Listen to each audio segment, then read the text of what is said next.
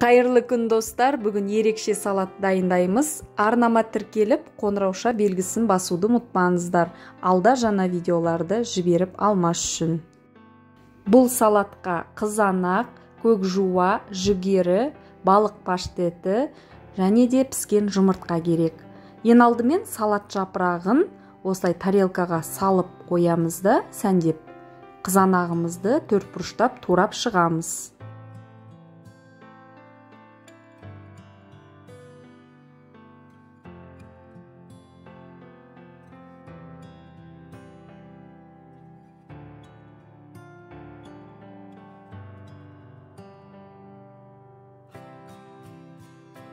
Қызанағымызды төртбұрыштап турап болғаннан кейін салат жапырағының үстіне орналастырып шығамыз.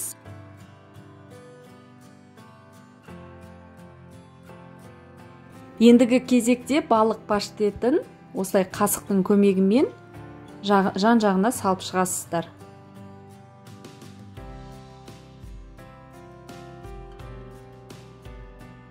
Салатымызға жұмыртқаны да төртбұрыштап турап паштеттің жанына орналастырып саламыз.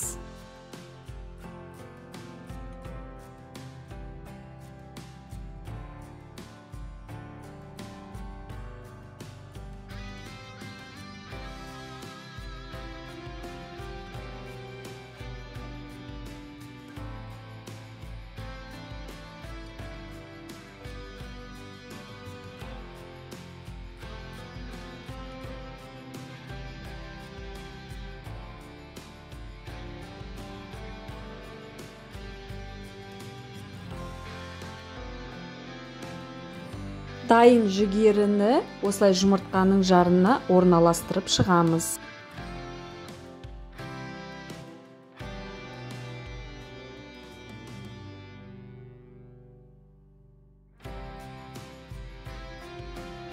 Көк жуамызды жуып алғаннан кейін кептіріп, одан кейін осылай ұсақтап турап жүгерінің жанына орналастырып шығамыз.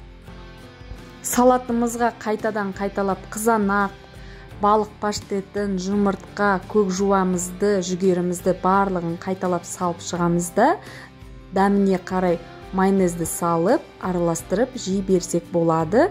Осымен біздің салатымыз дайын болды. Астарыңыз дәмді болсын.